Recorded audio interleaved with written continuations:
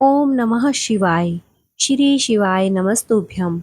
आप सभी का मेरे चैनल पर हार्दिक अभिनंदन है। हम पढ़ रहे थे शिव महापुराण। शिव महापुराण पढ़ने से व्यक्ति के सभी पापों का नाश हो जाता है और सभी कष्टों से छुटकारा मिल जाता है।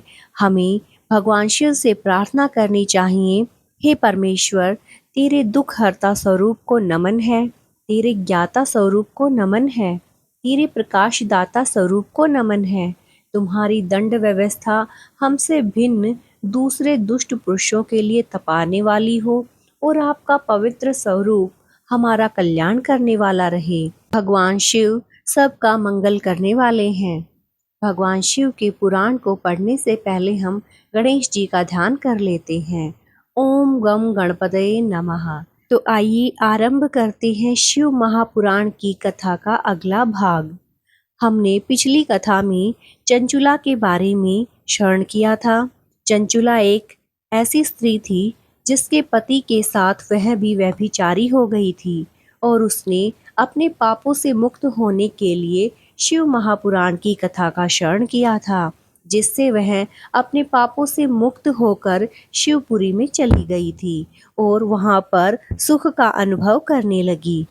तो उसके बाद सूत जी बोले, शौनक, एक दिन परमानंद में निमग्न हुई चंचुला ने उमा देवी के पास जाकर प्रणाम किया और दोनों हाथ जोड़कर वह उनकी स्तुति करने लगी।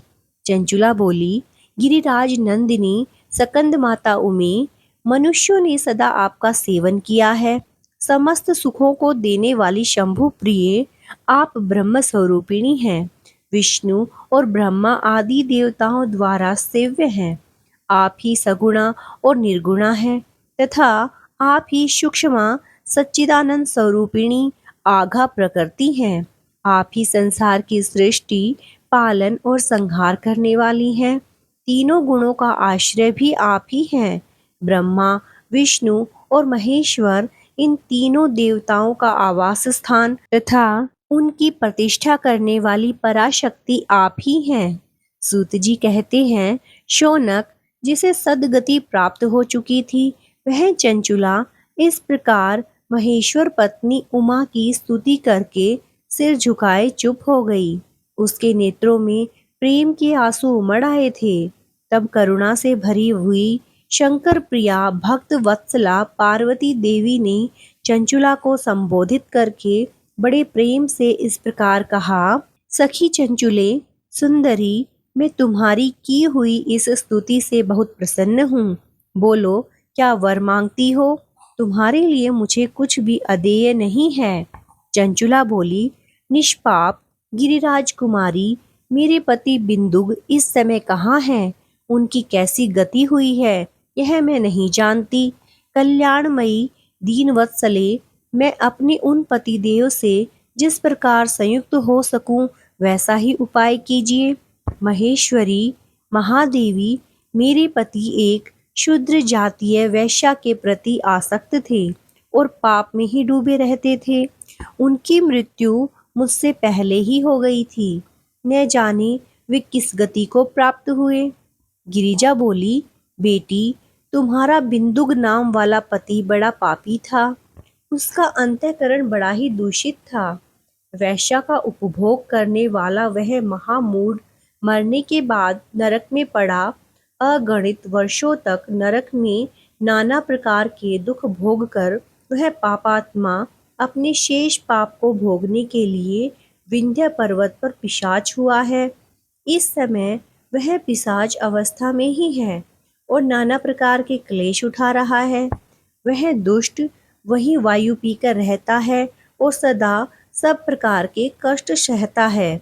सूत जी कहते हैं, शौनक, गौरी देवी की यह बात सुनकर उत्तम व्रत का पालन करने वाली चंचुला उस समय पति के महान दुख से दुखी हो गई। फिर मन को स्थिर करके उस ब्राह्मण पत्नी ने व्यथित हृदय से महेश्वरी को प्रणाम करके पुनः पूछा। चंचुला बोली, महेश्वरी, महादेवी, मुझ पर कृपा कीजिए और दूषित कर्म करने वाले मेरे उस दुष्ट पति का अब उद्धार कर दीजिए। देवी, कुत्सित बुद्धि वाले मेरे उस पापात्मा पति को किस उपाय से उत्तम गति प्राप्त हो सकती है, यह शीघ्र बताइए। आपको नमस्कार है। पार्वती माता ने कहा, तुम्हारा पति यदि शिव पुराण की पुण्यमयी उत्तम कथा सुने तो सारी दुर्गति को पार करके वह उत्तम गति का भागी हो सकता है। अमृत के समान मधुर अक्षरों से युक्त गौरी देवी का यह वचन आदर पूर्वक सुनकर चंचुला ने हाथ जोड़ मस्तक झुकाकर उन्हें बारंबार प्रणाम किया और अपने पति के समस्त पापों की शुद्धि तथा उत्तम गति की प्राप्ति के लिए पार्वती देवी से यह प्रार्थना की कि मेरे पति को शिव पुराण सुनाने की व्यवस्था होनी चाहिए। उस ब्राह्मण पत्नी के बारंबार प्रार्थना करने पर शिव प्रिया गौरी देवी को बड़ी दया आई। उन भक्त वत्सला महेश्वरी गिरिराज कुमारी ने भगवान शिव की उत्तम कीर्ति का गान करने वाले गंधर्व राज तुम्बरु को बुलाकर उनसे प्रसन्नता पूर्वक इस प्रकार कहा, तुम्बुरो, तुम्हारी भगवान शिव में प्रीति है।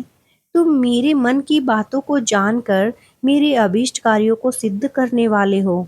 इसीलिए मैं तुमसे एक बात कहती हूँ, तुम्हारा कल्याण हो। तुम मेरी इस सखी के साथ शीघ्र ही विंध्य पर्वत पर जाओ। वहाँ एक महाघोर और भयंकर पिशाच रहता है। उसका वृतांत तुम आरंभ से ही सुनो। मैं तुमसे प्रसन्नता पूर्वक सब कुछ बताती हूँ। पूर्व जन्म में वह पिशाच बिंदु नामक ब्राह्मण था। मेरी इस सखी चंचुला का पति था, परंतु वह दुष्ट वैश्यागामी हो गया। स्नान संध्या आदि नित्य कर्म छोड़कर अपवित्र रहने लगा। क्रोध के कारण उसकी बुद्धि पर मूढ़ता छा गई थी। वह कर्तव्य का विवेक नहीं कर पाता था। अभक्ष भक्षण, सज्जनों से द्वेष और दूषित वस्तु का दान लेना, यही उसका स्वाभाविक कर्म बन गया था। वह अस्त्र शस्त्र लेकर हिंसा करता, बाएं हाथ से खाता, दीनों को सताता और क्रूरता पूर्वक पराए घरों में आग लगा देता था। चांडालों से प्रेम करता और प्रतिदिन वैश्या के संपर्क में रहता था। बड़ा दुष्ट था। वह पापी अपनी पत्नी का परित्याग करके दुष्टों के संग में ही आनंद मानता था। वह मृत्यु पर्यंत दुराचार में ही फंसा रहा। फिर अंतकाल आने पर उसकी मृत्यु हो गई। वह पापियों के भोग स्थान घोर यमपुर में गया और वहां बहुत से नरकों का उपभोग करके वह दुष्ट आत्मा जीव इस समय विंध्य पर्वत पर पिशाच बना हुआ है। वहीं वह दुष्ट पिशाच अपने पापों का फल भोग रहा है। तुम उसके आगे यत्न पूर्वक शिव पुराण की उस दिव्य कथा का प्रवचन करो, जो परम पुण्यमयी तथा समस्त पापों का नाश करने वाली है। शिव पुराण की कथा का श्रवण सबसे उत्कृष्ट पुण्य कर्म है। उससे उसका हृदय शीघ्र ही समस्त पापों से शुद्ध हो जाएगा और वह प्रेत योनि का परित्याग कर देगा। उस दुर्गति से मुक्त होने पर बिंदुक नामक पिशाच को मेरी आज्ञा से विमान पर बिठाकर तुम भगवान शिव के समीप ले आओ। सूत जी कहते हैं, शौनक महेश्वरी उमा के इस प्रकार आदेश देने पर गंधर्व राज तुम्बरु मन ही मन बड़े प्रसन्न हुए। उन्होंने अपने भाग्य की सराहना की।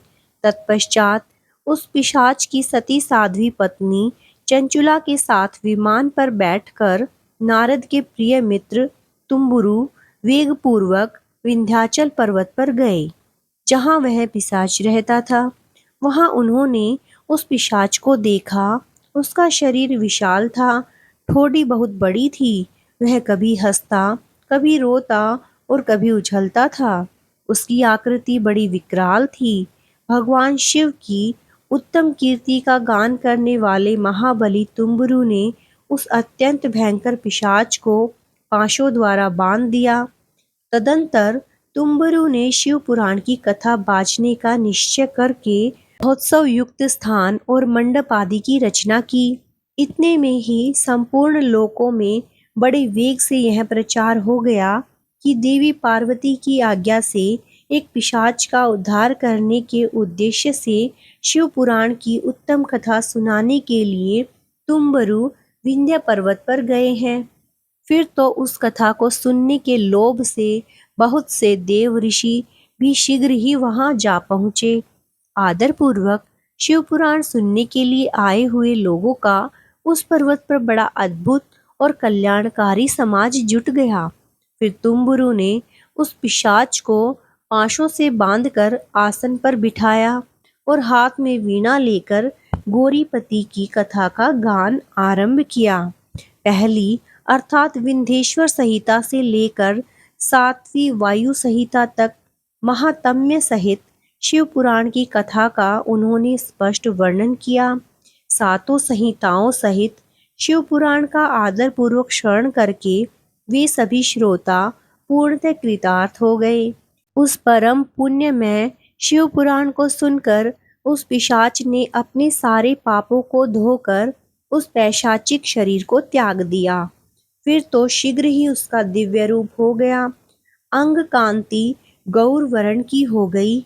शरीर पर श्वेत वस्त्र तथा सब प्रकार के पुष्पोचित आभूषण उसके अंगों को उद्भासित करने लगे। वह त्रिनेत्रधारी चंद्रशेखर रूप हो गया। इस प्रकार दिव्य देहधारी होकर श्रीमान बिंदुक अपनी प्राण वल्लभा चंचुला के साथ स्वयं भी पार्वती वल्लभ भगवान शिव का गुणगान करने लगा। उसके स्त्री को इस प्रकार दिव्य रूप से सुशोभित देख वे सभी देव ऋषि बड़े विस्मित हुए। उनका चित्त परम आनंद से परिपूर्ण हो गया। भगवान महेश्वर का वह अद्भुत चरित्र सुनकर वे सभी श्रोता परम कृतार्थ हो गए और प्रेम पूर्वक श्री शिव का यशोगान करते हुए अपने अपने धाम को चले गए। दिव्य स्वरूपधारी श्रीमान बिंदुक भी सुंदर विमान पर अपनी प्रियतमा के पास बैठकर सुखपूर्वक आकाश में स्थित हो बड़ी शोभा पाने लगा। तदंतर महेश्वर के सुंदर एवं मनोहर गुणों का गान करता हुआ वह अपनी प्रियतमा तथा तुम्बुरु के साथ शीघ्र ही शिव धाम में जा पहुंचा। वहां भगवान महेश्वर तथा पार्वती देवी ने प्रसन्नता पूर्वक बिंदुक का बड़ा सत्कार किया और उसे अपना पार्षद बना लिया। उसकी पत्नी चंचुला पार्वती जी की सखी हो गई। उस घनीभूत ज्योति स्वरूप परम आनंदमय सनातन धाम में अविचल निवास पाकर वे दोनों दंपति परम सुखी हो गए। इस प्रकार शिव महापुराण की कथा सुनने से चंचुला और उसके पति बिंदु का उद्धार हो गया और वो शिवपुरी में निवास करने लगे। शौनक जी कहते हैं, महाप्राज्ञ व्यास शिष्य सूत जी, आपको नमस्कार है। आप धन्य हैं, शिव भक्तों में श्रेष्ठ हैं। आपके महान गुण वर्णन करने योग्य हैं। आपके मुख से शिव पुराण की महिमा सुनकर मैं कृतार्थ हुआ। ओम नमः शिवाय। श्री शिवाय नमस्तुभ्यम। आज की शिव महापुराण की कथा को हम यहीं विराम देते हैं। आगे की कथा को हम अगले भाग में श्रवण करेंगे। ओम नमः शिवाय। यदि पठन करते समय मुझसे कोई त्रुटि हुई है तो उसके लिए मुझे क्षमा कर दीजिए। शिव महापुराण का ये हमने तीसरा भाग श्रवण किया है। यदि आपने पिछले 2 भाग श्रवण नहीं किए हैं तो उनका लिंक डिस्क्रिप्शन बॉक्स में दे दिया है, वहां जाकर आप कथा श्रवण कर सकते हैं। शिव महापुराण की आगे की कथा में मेरे साथ बने रहने के लिए मेरे चैनल को लाइक, सब्सक्राइब और शेयर कर दीजिए। धन्यवाद। ओम नमः शिवाय। भगवान शिव की कृपा आप सब पर बनी रहे।